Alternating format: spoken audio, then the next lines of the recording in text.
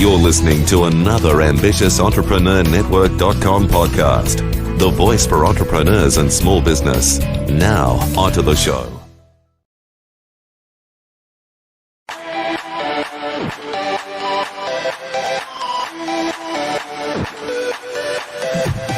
Welcome to Industry Thought Leader Podcast.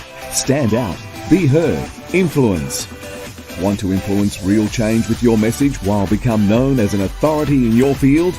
Industry Thought Leader Podcast will show you how. Now, over to your host, Anne-Marie Cross.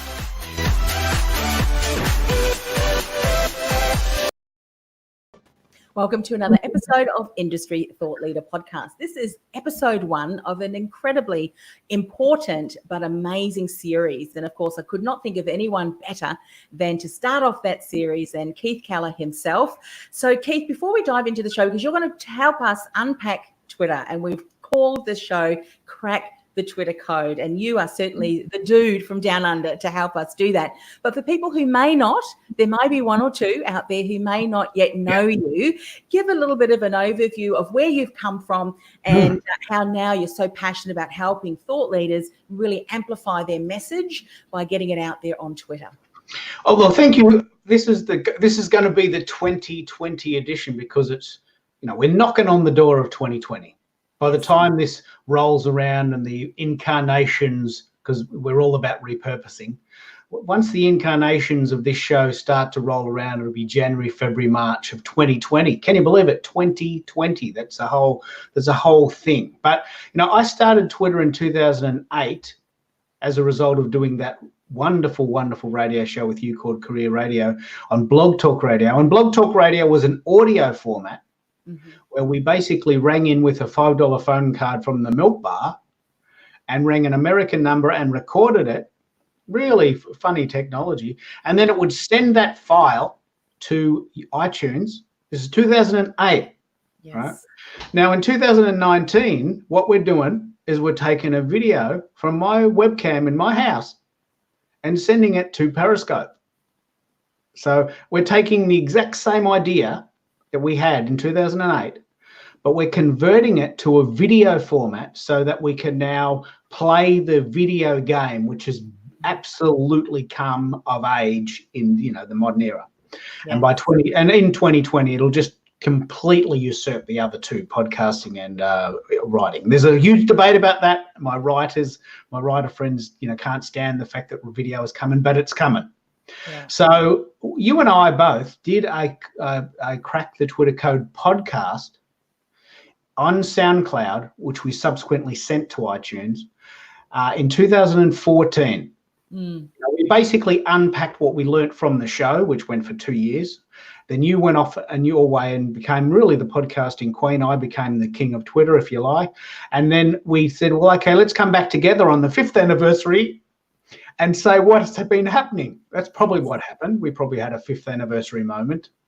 And so in 2014, 5 years ago, that show came out, and it's been very, very popular. It's on iTunes right now, Crack the Twitter Code, 10 parts, 10 minutes each. And I use that as what I call top of the funnel content. Someone's never heard of me, just go to iTunes, have a listen to the podcast. You'll know from that podcast that I know what I'm talking about. And if you want to know more, I'm happy to ring you, or you can come to one of my workshops, or you can hear some of my speaking gigs online, or you can come to my live stream, or we can meet for coffee. And it's the first level of my marketing strategy, just to get people around the world to have heard of me. Because I got my thing, I got my mojo, but not everyone's heard of me. So this show, which is going to be the 2020 edition, is going to basically catch up on it's very exciting. It'll catch up on what's happened in the last 5 years on Twitter and in general, and just reiterate what's happened in the longer game, because Twitter's still great. It's still great for all the same reasons it was great in 2014. It's even greater now because it's got more goodies and more ways that thought leaders, and I work with a lot of thought leaders because we've got a message. We're passionate. We're not just floating through our days just picking up a paycheck. We're really into the world. We want to make changes. We've got things we want to get done. Yeah? Would you agree? Yeah, absolutely. And thank you for sharing that, because I think one of the greatest lessons that we can often learn, and in a moment I'm going to ask you what are some of the changes you've seen, because often, hindsight is an incredible teacher, but we can also see behavior changes, and we almost can then almost predict what is going to happen. And I kind of always like to take a step back and tap into that, so we can kind of see and predetermine what do we need to do. But for people who may not yet have leveraged Twitter, because it's like any social media platform, you hear you need to implement it, you might try and dabble for a little bit, and then it's not working, and so you think, well, that's not really supporting me. But for those people, how are you leveraging, or what do you see as Twitter? First of all, how would you explain Twitter as an overall platform, perhaps compared to other platforms? So look, the reason why Twitter is powerful and why I love it and how I use it is it picks up on what you just said, and that is that we're picking up on the public consciousness. The public consciousness is, I'm busy, I've got to drop the kids off at school, I'm waiting for a plane, I'm going to the airport, I've got to sit in a can for an hour to get to the city, I've got to have something to do while I'm waiting to get to work. So there's a number of platforms that do that. Facebook does it well, LinkedIn does it well, Pinterest is pretty funky too. But Twitter is this enormous repository of news that's happening right at this second. Mm-hmm. When was the last time you actually saw someone buying a paper? I mean, I don't think I've seen that transaction occur for a month, maybe several months. So I see people reading the paper, but they usually read them at a cafe when they're waiting for their coffee to be made, or they're hanging out having bacon and eggs on a Sunday morning. Yes. I don't see people getting their news from the paper anymore. They want to know what's happening. They go to Twitter. They go to the others, but they find 71. I saw a stat yesterday, hot off the press. 71% of people in the world get their news from Twitter.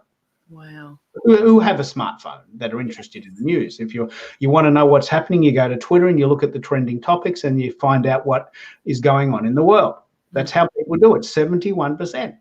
So Twitter is this thing you can have in your pocket when you're on the train, when you're waiting at the airport, when you're getting your coffee at Starbucks, when it fits into our lifestyle. And that's why I love it, and that's why I teach people to try and share their content, because most of the people I work with have a lot of things to say, but they share them in the way they're used to, and things have changed. People don't necessarily read page 3 of this whatever the paper is in your town. I was going to mention one, but I won't. No, they're not reading the paper. They're not reading press releases. They're not doing things they used to do. Mm-hmm. So if we can tap into the way people now think, and we're just, as I said, knocking on the door of 2020, and the world is evolving. We're here. Like, we've got flying cars and electric cars and solar panels in our roofs now. We've got things that we predicted we would have. So science fiction is melding into fact. Yes. It's pretty fascinating. Yeah. And so there is a lot of noise, as you know, on Twitter and in any platform. So what are some ways that thought leaders can connect with other people who are interested, like-minded individuals? Are there some strategies that you would say to be implemented to make sure that you really are positioning yourself in the right way, but also connecting with the right people? All right, that's a really good question. There's a couple of things. One is I would start curating and getting onto lists. So with Twitter, you can have up to 1,000 lists, and you can have 5,000 people in each. So you can have, like, there's 126 million people. 126 million. That's 126 with 6 zeros behind it. Yeah. That's how many people are on Twitter every day. Mm-hmm. Right. So you could, if you had time, you could start curating lists of people you want to hang out with. You don't want to hang out with everyone on Twitter, but you want to start having a list of people that are newsworthy, people in your town, people in your country, people that are really thought leaders in your space. Mm-hmm. The reason why you do that first is that you start, and this will happen, as you start to become a thought leader, people will put you on their lists. Mm-hmm. So you start to go to other people's lists because you don't want to worry about the clutter. Yes. And in that same way, other people are going to those lists too. So that's the first thing. Start curating your own lists and start working out a way to really know your target market, and you'll get your mojo. You will get added to other people's lists, because that's what we're doing now. We're all trying to manage this stuff. Yeah. The second idea is to start curating your own and also getting onto other people's hashtags. So, for instance, and we have to start this right at the start of this show, the two hashtags we're using here are crack the Twitter code 2020. Let me just decode what that means. What that means is that's my idea. I'm going to decode, crack the Twitter code, but it's the 2020 edition.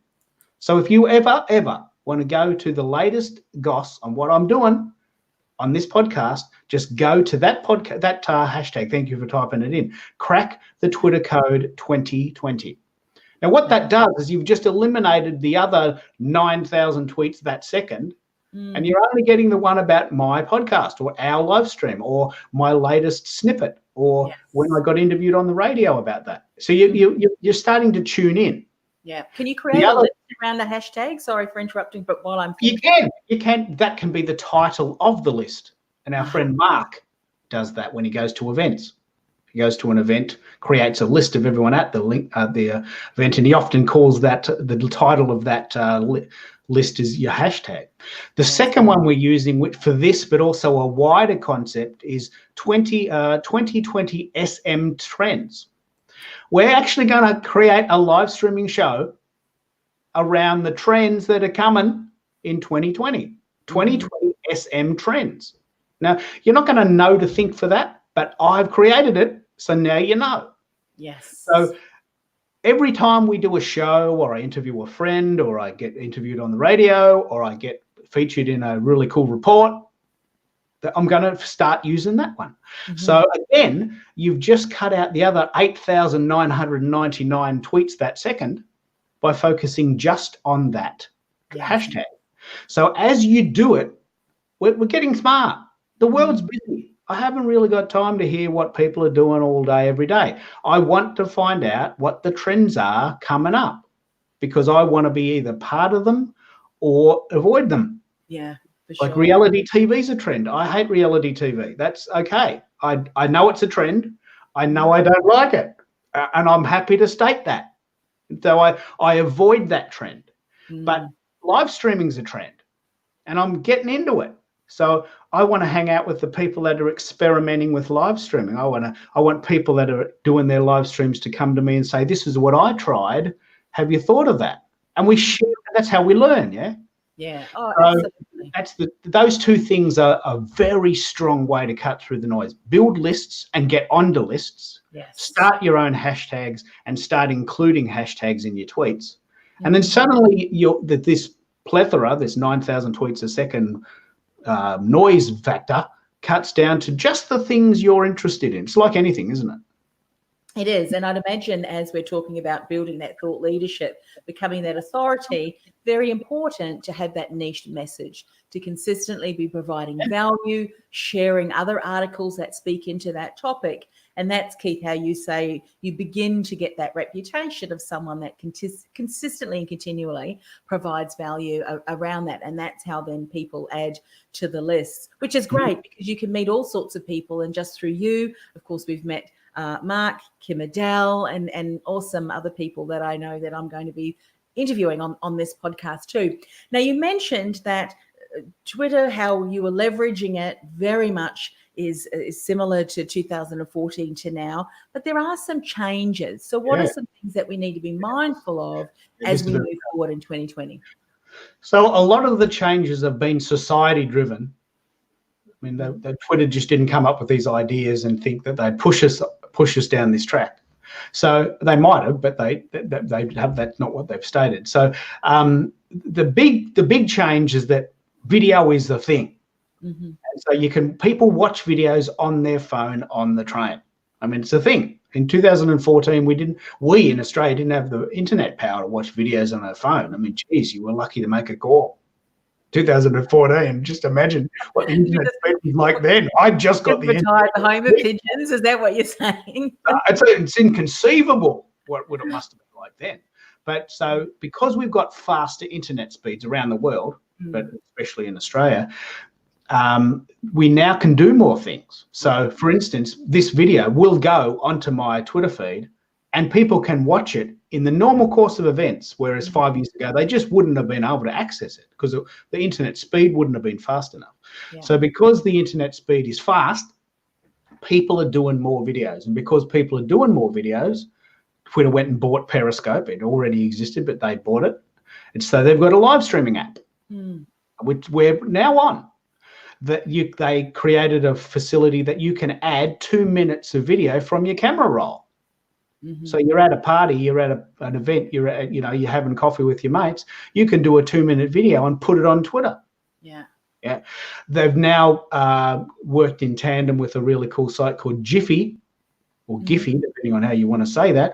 And they now have a Jif Library, right? And why that's important, I mean, given that there's 9,000 tweets a second, just never forget that's how many people you're competing with every time you tweet. Wow. A GIF allows you to stand out in a crowded tweet stream. You might find this really cool GIF, and there's more and more loaded every day, that absolutely perfectly sums up. And I'll give you an example what this is about. You're doing an event next week called Podcasting for Introverts, right? And I found this really cool GIF of this guy driving a car and with people shouting, doing karaoke in the back. Right? And he just subtly, as at the traffic lights, puts a pair of headphones on to say, you know what, knock yourself out if you want to sing some Whitney Houston song in the back there. But you know what? I'm not part of that. And I just want to do my thing. Now that GIF absolutely perfectly sums up your target market without saying it, because that's what we do. If we can't stand the noise, we just subtly find ways to opt out. So GIFs are a fundamental part of Twitter now. They're fundamental. I mean, I would argue probably Twitter is the best place to use GIFs. You can do them on Twitter, Facebook, and you can do them on LinkedIn, but Twitter is famous for using GIFs. And I've been experimenting with using GIFs as opposed to not using them to see what traction I get. I don't want to tweet something and have crickets, as they call it. I want to tweet something and say, hey, Keith, that was a good article. I really appreciate you sharing that. And you do know what you're thinking about and you're talking about. And there's my friend Kim Adele. She knows what she's talking about. And thank you for sharing that. And that cool GIF perfectly summed up what she had in mind there. Yeah. So the biggest change, to answer the direct question, the biggest change around Twitter as visuals. You know, you can have visuals, you can have GIFs, you can have videos. And because of that, the whole language of that has changed. The whole nature of using Twitter has changed. It used to just be like a little tweet stream, like sending someone a text. Hey, what are you doing tonight? See you at 7 o'clock. It used to be just like texting. Now it's like a channel. It's almost like watching TV. Yes. You know, it becomes a source of entertainment. It's much more than it was. And once you know that, you can start creating content for that. Because there's 126 million people on Twitter thinking, what's going on? I'm interested in the world. What's the quickest way I can digest that as I'm getting my caramel mocha latte with soy milk and hazelnut sauce? I'm exaggerating to make a point, but that is the thing. And so, you know, you're in the world. You're picking the kids up from school. You're on the way to the airport. You're in a bus. You're on a tram. You know, no longer do we just have these big, long periods of time where you can just read a book. You can just read the newspaper. I mean, those days are gone. I was never ever part of that revolution, but, you know, I know people used to say, I miss the quiet times. Those days when I just used to read a book all afternoon. Well, those days for most of us are gone. Yeah. Sometimes it's good, though, to turn the phone over so that, and I do that sometimes because every little flash, it's like, oh, it is. Who is it? That is a whole other topic for another episode. But one of the things that I love to do, and by the way, for those of you who are listening and streaming, seeing the stream, one of the beautiful aspects of this particular platform we're using, which of course is StreamYard, is that we can incorporate your comments and we can also incorporate your questions. So if you do have a comment or you have a question and it's relative to our particular conversation, then type it into whatever platform you are in. I'll be able to see it, and then I'll be able to ask that of Keith.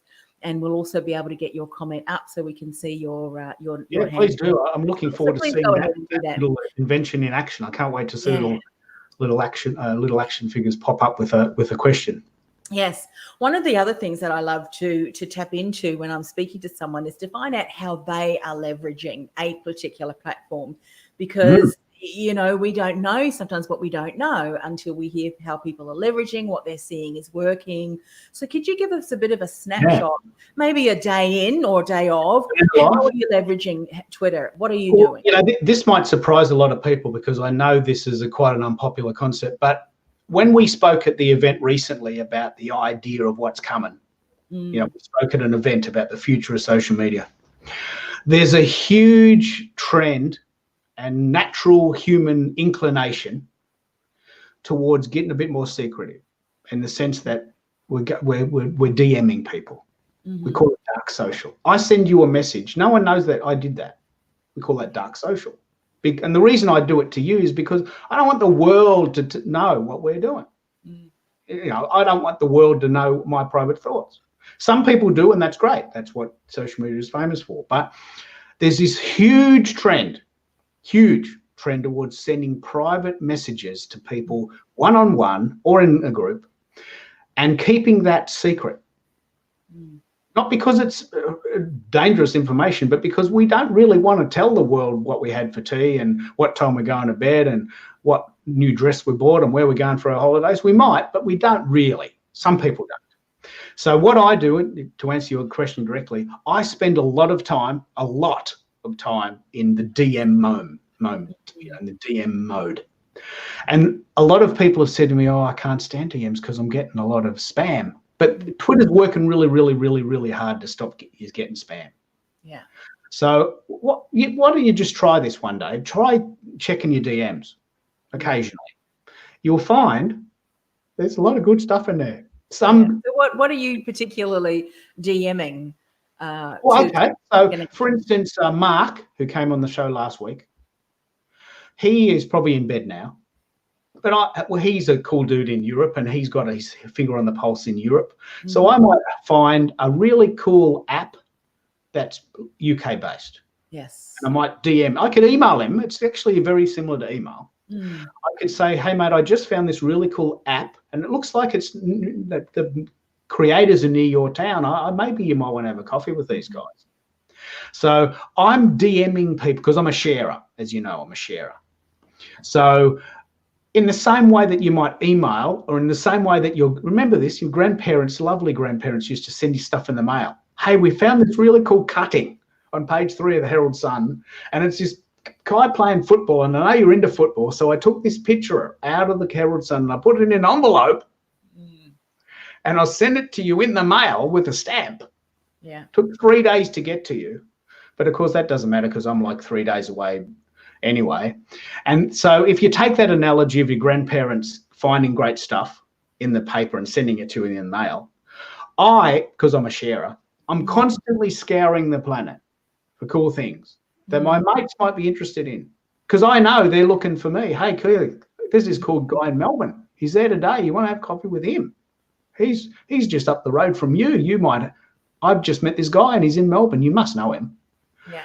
And so DMs are like texts. Hey, Kay, I found this cool app. I'm in Melbourne next week. Do you want to have a coffee?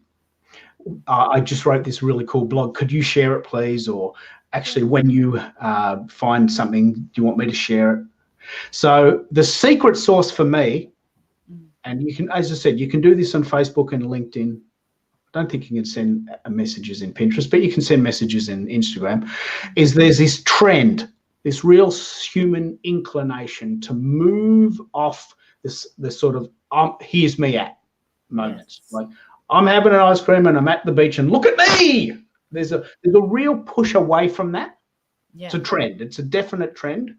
And that's mainly because privacy has been compromised on several major sites, and people are a little bit sick and tired of having their details sent to a third party. So we're all doing our bit to make social a little bit more private. Yeah. And But my day, and I create miracles this way. I create miracles this way. Like just today, and it's only 12 o'clock already, I've chatted to a girl in Germany because I'm probably going to Germany next year for a holiday, right? So she's helping me plan my trip. Yeah. I've chatted to Mark. He's in the UK. He's in bed now, but he was awake earlier. I'm chatting to people about next week's show. One girl in Kenya is coming on the show. It's going to be 11 o'clock her time, but 8 o'clock for us in the morning. And then because we're focusing on Kenya, I've got a friend in South Africa. So I want you to get your head around the fact that, you know, you live in a town and there's really cool people in your town and there's this trend towards going to see them. And I love that. But I also want you to think that there might be people that don't live in your town and that they might be equally or not more cool. And more importantly than cool, they might have an answer to your question that your local guys don't. Like Australia is a cool place, and if you haven't been here, please come. But there's only 25 million people, and we're a long way away from the rest of the world in so many ways. And there are some things that are happening in the world that we're just not doing. Yeah. You know, and so if I wanted an answer to one of my questions and there's no one in my circle, in my town, that knows the answer, I either have to give up on answering the question or I have to go outside of my town. And so I spend a lot of time, this is how I use Twitter primarily. It's like a research station, like the Encyclopedia Britannica, the Funkin' Wagnalls, as my dad used to call it, because we had one of those. And, you know, you've got the encyclopedia. It's exactly the same. You've got the encyclopedia from A to Z, and you're looking up artificial intelligence or big data or cybersecurity. But instead of just going to some sort of random reference that was written and placed in a book, you go into a live source of someone who's done an article on it that day. Yeah. And you're talking to them and you're ringing them. You will connect with them, and then if they connect back, you will send them a DM to further develop that relationship. Yeah, so if I was, and that's a very good use. Say, for instance, and I've got this really cool project coming up with AR and VR, artificial augmented reality and virtual reality, and this mixture of putting goggles on and living in the real world and putting my hand out and making it come out of the screen and all that really funky stuff. So I searched the world for cool people because we're all the same. We're all people. Like someone who wrote an article for the Encyclopedia Britannica and then you put it on a shelf. Well, that article might have been written a year ago, and there's no way in the world you're going to ever get to that person who wrote it because you don't even know who they are. But I could talk to the world's leading expert on AR, and depending on how open they are, I could be DMing them. I can pick up the phone and ring them. Yes. It's becoming a more open network. Yeah, yeah. Would you agree?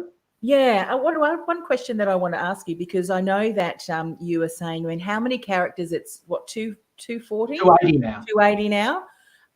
Whereas before it was 140. So obviously you're sharing information, tidbits, insights, but are you also seeing what works well if people are writing articles, they're sharing other people's articles? So it also allows you to share relevant content that may be found and discoverable, obviously, by someone who's interested and looking for that. Cool. And then you would link to that and obviously send that through to wherever they can find out further information. So are you seeing there's a blend of, I mean, obviously video and images, graphic images, but also links to external... Yeah, you know, I have noticed this trend, and I guess I only hang out with people that do this because the opposite is also true. But I've noticed this trend towards this communal idea that, hey, that was a great article, Keith. I'll share that for you. And then, you know, I coined this phrase a while ago called cyber karma. You know, I've got all this cyber karma sitting in a box.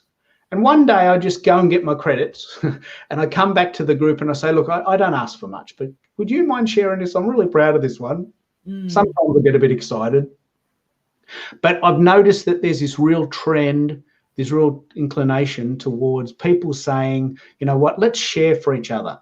I don't know everything there is to know about AR or AI or VR or big data. I don't know everything. And you're on the other side of the world. You might have come across other insights into this phenomenon. Let's team up. And a lot of collaborations are happening and a lot of sharing is happening. And because of that, a lot of information is disseminated almost instantly. Yeah. Like years ago, it was, this is my article and I'm going to share it and you can have it, but it's mine. Don't share it. You can have it, but please don't share it. Now it's this idea that, well, look, the world is really an open place, and here straight away this is happening and you can have it and you can share it and give me another one. And I think, and I choose to see the world this way, I think the world is becoming a more sort of open, equal environment where people who I would never have met 10 years ago, you know, because I just don't hang out with doctors and people who've got doctorates in philosophy and in electrical engineering. I just don't hang out with those sort of people. I went to a different type of, I had a different type of education.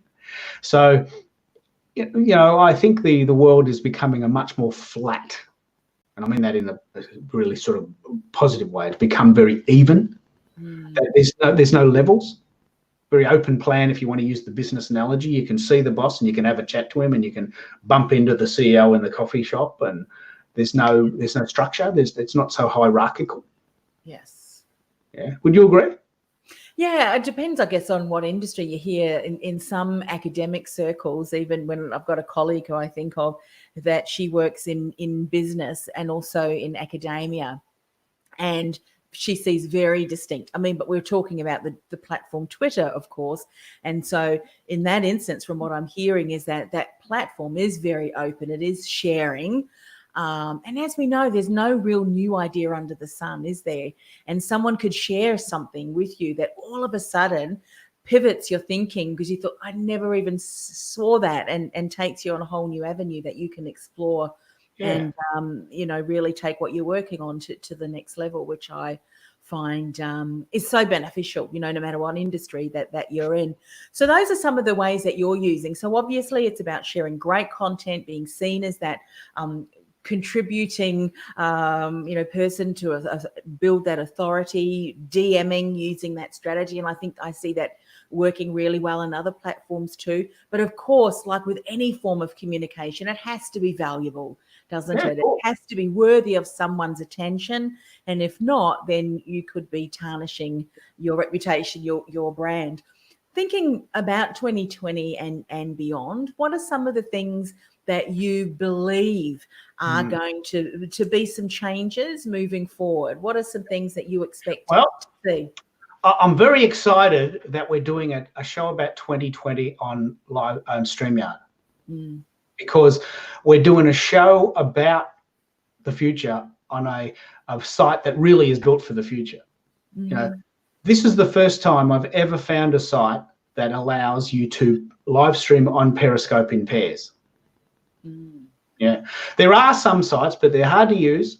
They're very complex. Yeah, and it allows up to 6, by the way, Keith. We will be doing more, you know, when we're doing 10. So that's what I think. Yeah. I think the future of the world of social media and marketing in general is that there's going to be more of this collaboration on more platforms. So if you haven't heard of StreamYard and you're not familiar with what we're doing, StreamYard.com is a site that allows you to take this feed and send it to 5 places at one time: Facebook, LinkedIn, Twitter, YouTube, and one other.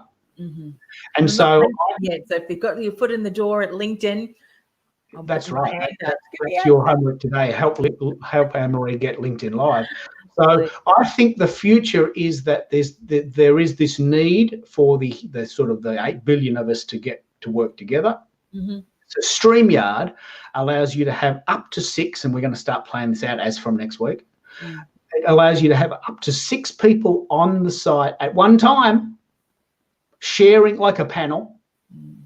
And I've never seen that done before in the Periscope concept. It's possible in other ones, but it's never been done on Periscope. And you can have 5, 6 people at one time on 5 platforms at once. So you're multiplying the reach. And the thing that I'm very excited about, and this is just a natural evolution, you know, 720p will become 1080p, will become 4K, will become 3D. And it'll just, so at the moment, this is, I think, 720p. So it's a little bit fuzzy if you blow it up. It'll become 1080, which is HD. Then it'll become 4K, which will be more lifelike. And so the natural evolution of this stuff is that the online world will look and feel more real every time. As we get better at it, it'll become more and more and more lifelike. And why that excites me, especially because we live in Australia, if we go to Germany, it's a 23-hour flight. Like the longest flight ever in the history of the world was last Monday. It was 19 hours and 16 minutes from New York to Sydney, Sydney to New York. That's how far away we are. If I wanted to just jump on a plane and get to New York non-stop, it would take me 19 hours and 16 minutes. Yeah. And now it'd take me probably 2 days to recover from that before I'd be useful to anyone. And then you got to come back. So we're going to start experimenting now with this idea that I'm going to jump on Zoom or StreamYard or Adobe Connect or whatever becomes available to us. And we're going to have these really rich conversations that are in no way diminished by the fact that I'm not there. And the better we get at this, the more real it'll be. And the real power in that is that I can tell you for sure that I'm never, ever, ever taken a 19-hour flight. And if that means that I don't get to speak in New York, well, so be it. Yeah. So that means that people in New York will never hear me speak in person, and I'm never going to speak in New York. And that's a whole opportunity lost unless I can get myself to the airport and get on that plane. But if I can zoom in, I could be speaking to niche markets in Brooklyn or, in any small town in America or the US or Canada or UK or Dublin and so suddenly my knowledge gets disseminated to the places where it's needed. Yeah. It might be rural Australia, might really need to hear what I've got, but it's so far away, it's impractical to go there. So they never get to hear my wisdom and I never get to help them. So the absolute upside of this technology is that my knowledge of people like me who love the internet can be disseminated to people in smaller and smaller groups. Yes. So that really everyone gets access at virtually no cost. This stream has been free. There's no cost to this. So everything that I've discussed today is now in the public arena, which means anyone in the world can listen to it, whatever country you live in. Yes. And it will, and we'll share this around now. So I just think that that's what the future holds, this idea that we're going to start using technology to help each other. I want to live in that world. I want to live in the world where I help each other and that we are a family and that we've all got common ground, and that I want to be the one that sort of disseminates the information freely and openly in the context of still paying my bills and still having a holiday and still putting food in my belly.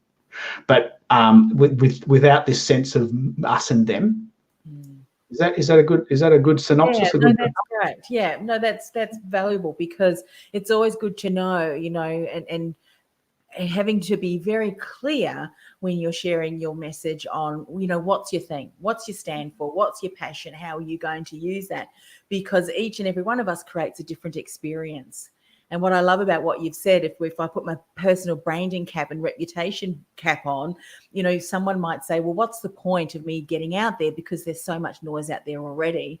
But there may be other people talking about your topic, but no one that has your same story. No one has overcome the same challenges that you have. No one with the same characteristics, or approach and attitude.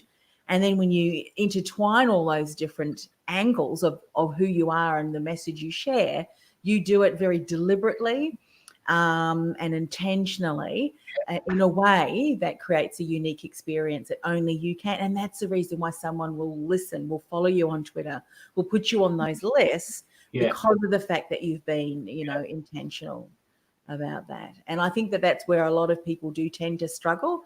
It's defining, what do I want to be? How do I want to show up?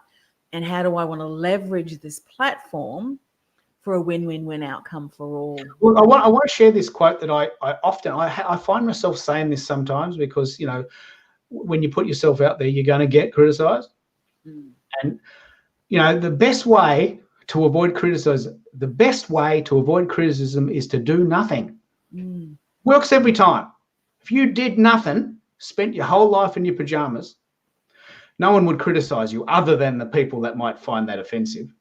You're not going to come to the attention of anyone that's going to put you down. But you're missing out on all of the great opportunities to speak at a place, to go to a place, to sample things. You're missing out on what it is to be human after all. So sure, people are going to disagree. So you've got to put your foot down and say, you know what, this is my position. I've thought about this pretty carefully and I'm pretty open about it, but I've got an opinion about this and I think this is a fair approach. And let's agree to disagree if that's what we have to do. And I'm not forcing you to do what I'm doing, but I've got a position. And suddenly what happens, and this is what happens with personal branding, all of the people that gravitate towards you become super fans because you're not this black and white dude that sort of does everything for everyone. You're a specific, I'm the Twitter dude. Don't ask me about LinkedIn or Instagram or Snapchat. I don't know anything about them. Nothing. And so don't ask me. I don't even use most of them. But if you want to know anything about Twitter, chances are I'll know it or know someone who'll know it. Yeah. So if you want to know about Twitter or you want to know about XYZ as we call it here, then, you know, you just have to go to the people that have put their hand up and said, you know what, I'm the dude. I'm the dude for you on that. And I want to hang out with people that have put their hand up and said, you know what, I'm not a bit of an all things for all people type because these people are lovely. They're very helpful. But I just find that people that stand up and really take a position, they're much more interesting, especially if they share my opinion. But we also have to agree to disagree if it's the opposite. And we live in a world where we want to get along. And so Twitter is just purpose built for exactly what we've discussed today.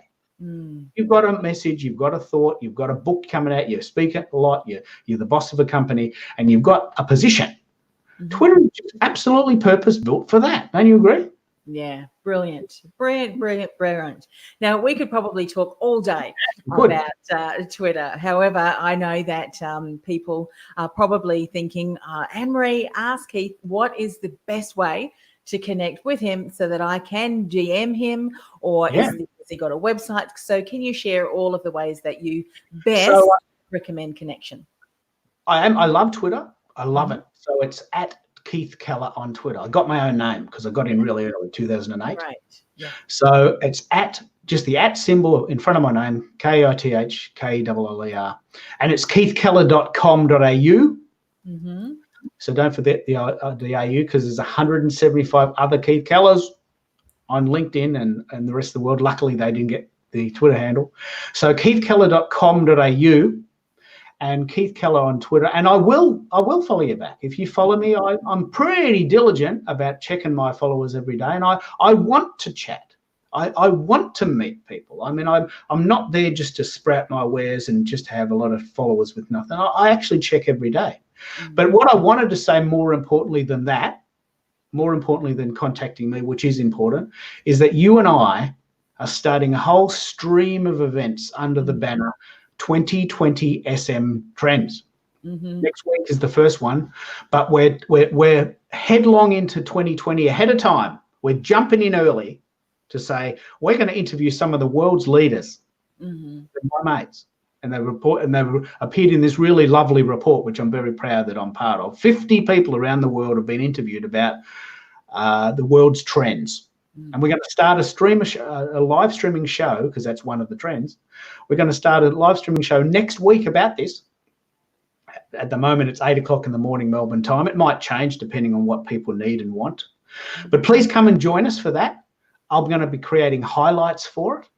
So please DM me if you want to be on the show or you want to watch the show and send me any questions so we can answer them on the show. And it's a very inclusive environment now. This is the sort of content I want to create. I'm not just talking at you. I want you to be part of it. I want to answer the questions that you have. I want to hear your perspective. And it's a very, very exciting time to be alive, isn't it? Yeah. Oh, it certainly is. And we may even get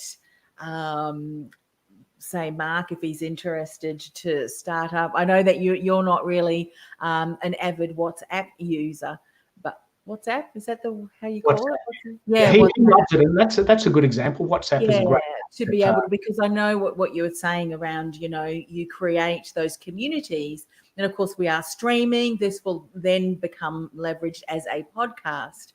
And one of the things that we often like to do is just trial different things. But, let's start having also creating a community and conversations in a private forum. So whether that be WhatsApp or some other platform, so that we can get to know some of the people who are regularly tapping in to the conversations that's going on. So I'm really looking forward to that as well, because the day that you say, well, I'm stopping learning now, I think is the day that you're going to miss out on so many opportunities. And, with technology ever changing, it's important to keep. But what about you, Anne-Marie? Tell people how they can contact you, because you always do the interviews. No one ever asks you this question. How do I contact you? What's your thing, and what you've got stuff coming? Yeah, obviously I'm going to be hosting the hosting, and that's something that I love to do. Being known, of course, as the podcasting queen. But where I'm really looking forward to be able to tap into this is because, as people may know or may not know, my gig is really helping those aspiring thought leaders who have got decades of experience, often, yet have not really reached what they would call that thought leadership yet. So I help them go from invisible to influential and profitable with a podcast. So we look at that brand, we look at that thought leadership message and putting that all together. And then, of course, how to amplify that. So that's one of the reasons why I'm interested in tapping into everyone. Works so well together, isn't it? Because, you can create this incredible content, but if no one's finding it, I love one of the sayings that you have said for many years. It's like Mona Lisa in a paddock. You've got this beautiful painting. No one can see it or knows about it because it's sitting in the middle of this paddock, which can't be found. So that's really what I'm looking at. And of course, people are watching the stream across my my various platforms, but LinkedIn, just Anne-Marie Cross, people can find me there too. And hopefully LinkedIn will allow us and give us access, or me access to. When you finally get LinkedIn Live, let's do a LinkedIn Live special edition to announce that you've been waiting for what seems like years. It has. I don't know how. As soon as they mention it, it's like, wow, okay. Because back then, I don't think StreamYard was around. So as soon as I heard this platform was available, I jumped on it. That's one of the things that I love about the work that I'm doing, and of course you too. We've got access to be able to use all of these platforms, and how do we leverage them? What are the the good ways, the best ways, best practice, if you will, of being able to incorporate it? So we eliminate the bright shiny object for our community by mapping out a path and getting it to work. And of course, that's what we're going to be doing when we're interviewing all of these 50 industry experts on different facets of social media. What does that look like in 2020? How can you, as a business, amplify your message, your reach, and of course, be seen as that thought leader in your industry? So looking forward to that. Well, thanks so much again for coming on the show, Ken. You're going to chop this up into lots of little snippets and other pieces of information so that we can continue to share this, the valuable content that you have just shared. So thank you once again. No worries. I'll see you next week.